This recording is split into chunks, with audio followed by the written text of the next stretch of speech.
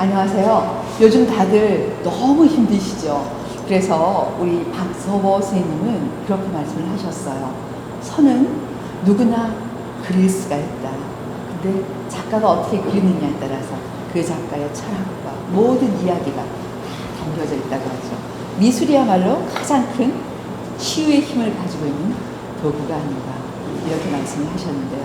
쇼움 갤러리에서 열리는 현대미술 3인전 정말 대가들의 그 왕대들이 다 모인 듯한 그런 느낌이 듭니다. 오늘 김정근 미술평론가 선생님을 모시고 이 세 분의 작품 세계에 대해서 자세하게 얘기를 들어보도록 하겠습니다. 안녕하세요. 안녕하세요. 아, 너무 좋은 걸음을 하셨네요. 아, 예. 예.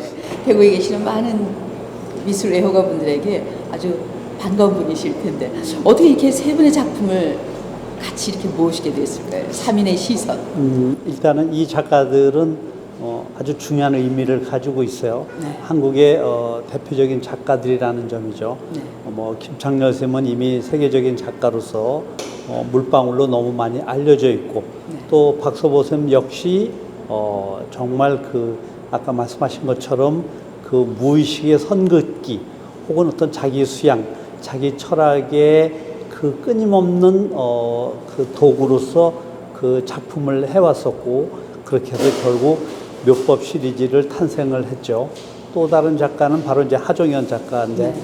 하종현 작가는 다른 작가들하고 조금 다르게, 그러니까 김창렬 쌤이 극사실의 물방울을 가지고 자기 존재를 확인해서 표현을 했다면은 박서보 쌤은 철저하게 자기 수양의 도구로서 선긋기를 통해서 묘법 시리즈를 탄생을 했고, 하종현 작가 같은 경우에는 정말 6.25가 끝나고 나서 어려웠을 때 먹고 살기도 힘들고 그림을 그리고 싶은데 그럴 때 너무 어려운 상태에서 마대에서 뒤에 그 물감을 갖다가 밀어내서 작품을 제작하는, 우리가 보통 배합법 뒤에서 밀어낸다 혹은 배채법 이렇게 해서 두 가지 이름을 붙이는데, 그렇게 해서 화면을 만들어냄으로써 추상과 어떤 리듬의 조화를 화폭 속에서 구현을 한 거죠. 이런 것이 이제 다른 작가들과는 좀 다른 거죠. 이 세 작가의 정말 똑같은 예술가지만 각기 다른 시선으로 자기들의 작품을 해나가는 이런 모습들에서 우리는 현대미술의 아주 중요한 발자취를 볼 수가 있는 거죠. 하정현 선생님 같은 경우에는 너무 생활이 어려워서 도저히 미술 도구를 사실 수가 없어서 거의 본인이 다 직접 제작해서 쓰셨기 때문에 더 애착이 간다고 그렇게 말씀을 하셨는데요. 아마 그거는 하정현 선생님뿐만 아니라 박서보 선생님도 물감이나 도구를 살 돈이 없으니까 미군 천막 같은 것을 갖다가 거기다가 그림을 그리고 또 물감을 겨우 얻어서 쓰고 빌려서 쓰고 이렇게 해가지고 다 50년대 이후에 예술가들의 생활이 전부 다 그랬죠. 결국은 결핍이 불러온 어떤 창작권. 저는 예술가들의 성공과 이런 것을 보면서 충분해서 이루어진 예술가들은 없어요. 네. 전부 다 가난하고 궁핍하고, 그러니까 예를 들면은 이중섭 씨가 은지화를 그린 것도 네. 종이가 없었기 때문에 맞습니다. 은지화를 그리게 됐고, 박수근 화백도 마찬가지고, 그 다음에 그 이중섭 씨가 보여줬던 그런 그 궁핍함 가운데서도 무엇인가를 표현하고 싶어 했던 어떤 열정, 이런 것들이 다 위대한 예술로 사실은 성장을 하는 것 같아요. 박서보 선생님 같은 경우에는 또 워낙 좀 너무 강직한 성품 때문에 국전 반대하시고 막 이러면서 너무 힘든 세월을 또 보내셨죠. 취직도 안 되시고. 그렇죠. 생활이 아주 어려우셨죠. 아마 60년대 후반인가 그 소위 반국전 사건이라고 네네. 우리가 보통 이야기를 하는데, 일반적인 너무 틀에 박힌 정형적인 이런 그 전시에 대해서 반기를 걸고 정말 용기 있는 예. 행동이 아니었나 싶어요. 그렇게 해서 선생님이 많이 네. 힘들어 하셨었어요. 받으셨죠. 예. 예. 그래가지고 정말 과외도 하고, 그러면서도 선생님은 그런 얘기를 가끔 만나시면 하세요. 자기는 만화를 그리는 재주도 없고 초상화를 그리는 재주도 없고 그래서 자기는 평생 이렇게 선 긋는 것을 통해서 자기 예술의 정점에 도달하게 됐다고. 어떻게 본다면은 작가가 가지고 있는 어떤 궁핍함이 예술가들에게 더 의욕을 불러일으키고 더 작품을 열정적으로 하게 되는 몰입하게 하는 어떤 힘 같은 게 나온 것 같아요. 예. 네. 그거는 우리나라뿐만 아니라 해외의 많은 예술가들도 전부 다 그런 공통점을 가지고 있죠. 단순히 그냥 선을 긋는 것뿐만이 아니라 한지를 이용해서 수없이 또 긋고 또 긋고 무수한 그냥 마음을 다 비워내시는 거잖아요. 그래서 어떤 구도가 아닌가 하는 그런 생각도 들어요. 그래서 사실은 네. 박수보 선생님은 늘 이렇게 사실 불가능한 어떤 그 작품을 제작하게 된 그런 동기 중에 여러 가지를 이야기하시면서 자기 손자가 네. 이렇게 작품을 이렇게 칸 안에다가 글자를 넣으려 그러는데 그게 자꾸 안 들어가고 삐져나가고 하더라 이거죠. 그걸 보면서 그것을 끊임없이 지우고 쓰고 다시 또 쓰고 지우고 하는 그 모습에서 영감을 얻으셨군요. 사실은 네. 그런 것을 박수보 선생님이 스스로 고백을 하신 적이 있어요. 네. 그러니까 그만큼 예술이라는 것은 바로 완성되는 것이 아니라 끊임없는 어떤 자기 수양과 수련, 그 다음에 마음 비움 그런 철학을 통해서 예술가가 탄생하는 거죠. 아마 그거는 역시 이완 화백도 결코 다르지 않다고 봐요. 우리 그 박서법 선생님하고 또 하정현 선생님은 같은 또 대학에 계셔서 예. 사실은 박서법 선생님은 학생들한테 교수를 절대 닮지도 마라. 너희들끼리도 닮지 마라. 그 작가의 독창적인 개성을 강조하셨는데 두 분이 같은 공간에서 이렇게 계시고 이러다 보면 알게 모르게 조금은 이렇게 접합과 묘법이 은연중에 이렇게 연관이 있는 게 아닌가 그런 생각도 좀 들어요. 이렇게 그 박서보 선생님이나 하종현 선생님이나 다 이제 홍익대학교에 오랫동안 네. 계시고 네. 그렇게 하다 보니까 아무래도 알게 모르게 영향을 주고받고 네. 그러면서 또 사실은 은근히 경쟁도 되고. 예, 경쟁도 되고 네. 라이벌과 질투도 있고 그래서 약간 사이가 약간 좀 삐끗한 적도 좀 있었어요. 예, 그러니까 이제 또 박서보 선생님은 워낙 강직하고 또 고집도 세시고 카리스마도 있고 하종현 선생님은 또 부드럽지만 또 그러면서 자기 그 예술가로서의 고집이라든가 이런 것이 있기 때문에 가끔 이렇게 바깥에서 볼 때는 잘 어울리시는 듯 하면서 가끔 이렇게 서로 다른 방향을 보고 있는 그런 모습들을 발견을 해요.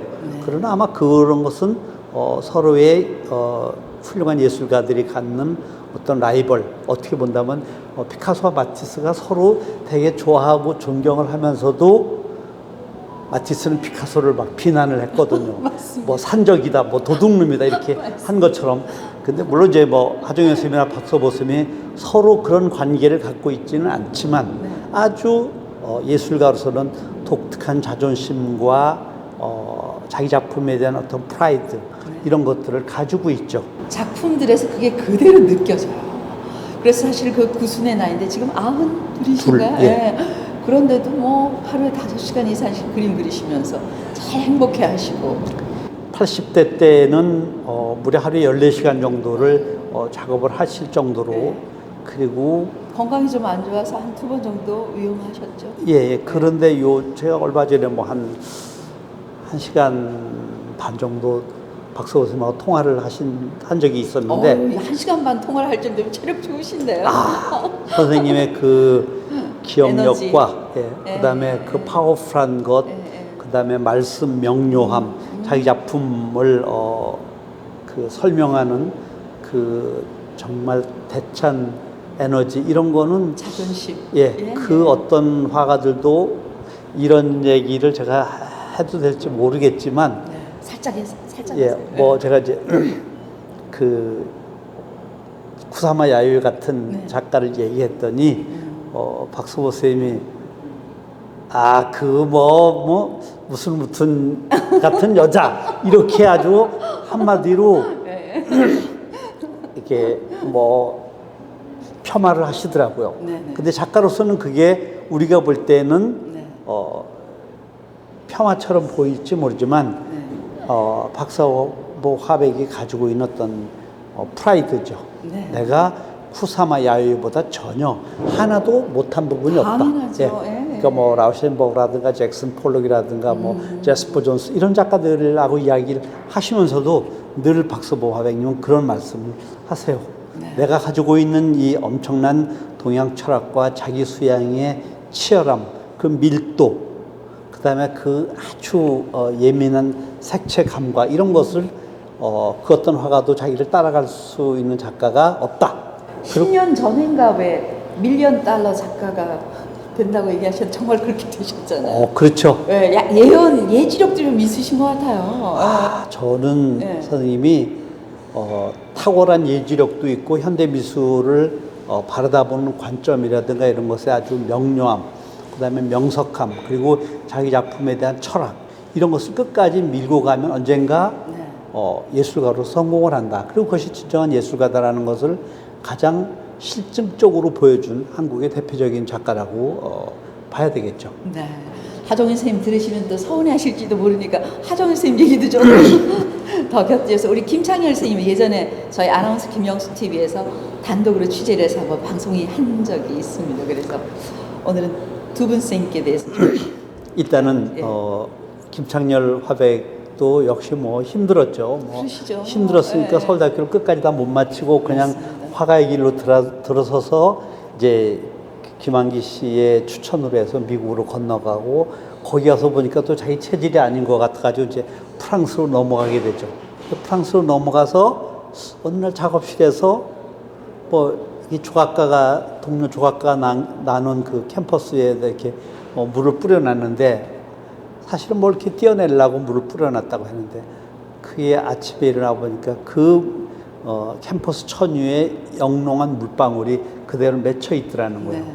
그것이 반짝반짝 빛나는 것에서 이것을 그리고 싶다. 그게 바로 작가의 시선이죠. 그렇죠. 시선, 눈. 거기에서 아마 어쩌면 네. 작가는 자기의 모습, 물방울에 비친 자기의 모습, 그 다음에 자연의 모습, 이런 것을 아마 봤던 것 같아요. 네. 그것을 또 나중에 이완 선생님이 그런 얘기를 또 해요. 네. 이제 그런 것에 대해서 정말 훌륭했다. 그리고 이제 특히 살바도르 달리라는 화가가 네.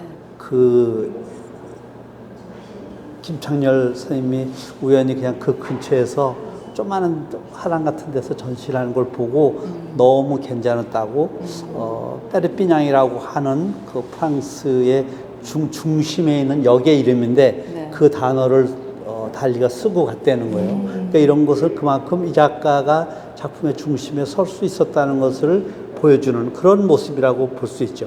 근데 그런 그 물방울을 네. 거의 50여 년에 가깝게 물방울만 평생을 그린 거죠.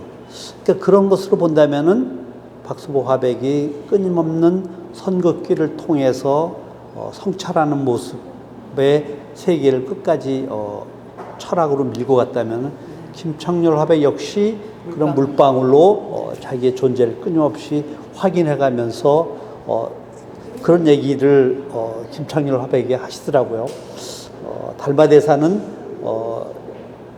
면벽을 하면서 9년 만에 득도를 했는데 자기는 물방울을 40년 이상을 그렸는데도 아직도 철이 안 들어가지고 사모님한테 화를 낸다고 막 그러더라고요. 그래서 그만큼 예술가라는 것은 자기의 어떤 수련, 끊임없는 철학을 가지고 밀고 나가는 게 아닌가 싶어요. 아무리 세월이 흘러도 그 예술가들은 늘 어떤 10대의 감성, 그 순수함, 그런 시선들이 있어서 또 이렇게 계속 창작 활동, 작품을 선보이시는 게 아닌가 그런 생각도 들어요. 그렇죠. 예. 결국은 작가라는 사람들은 가지고 있는 것을 토해내지 않으면 견딜 수 없고 그렇죠. 그렇기 때문에 그런 것을 누가 뭐라고 하건 말건 간에 끊임없이 사실은 밀고 나가는 거라고 봐요. 아마 하정연 작가도 사실은 그와 동등하다고 봐야 돼요. 우리가 볼 때 그렇거든요. 보통 회화라고 할 때 우리가 캠퍼스 위에다 물감을 붓을 가지고 찍어서 어떤 것을 묘사하거나 어떤 형태들을 나타내는 건데, 하정연 선생님의 작품의 제작 양식은 기존의 이런 그 회화 양식과 완전히 다르거든요. 네. 뒤에 캠퍼스 천 혹은 마대 뒤에서 물감을 가지고 밀어붙여 가지고 앞에 나타나고 있는 그런, 그러니까 어떻게 본다면 전혀 회화라고 볼 수가 없는, 어떤 압에 의한 표출이죠. 그렇죠. 네. 그래서 저는 이것을 회화의 반란이라고 저는 부르고 싶은데, 이런 것을 누가 시킨다고 이렇게 그렇지 않겠죠. 할 수가 있는 게 아니고, 그러니까 어떤 작가라는 것은 결국 자기의 믿음, 신념, 그다음에 그러한 철학, 이런 것을 화폭과 끊임없이 싸우는 데서 완성되는, 어떻게 보면 고귀한 그 예술가의 정신과 육체 노동이라고 우리가 불러도 아마 틀린 말은 아닐 겁니다.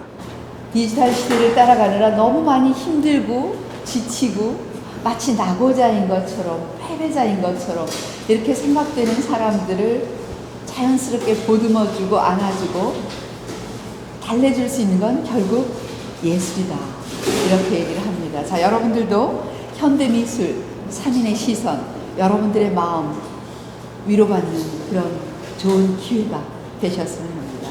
쇼움 갤러리에서 여러분들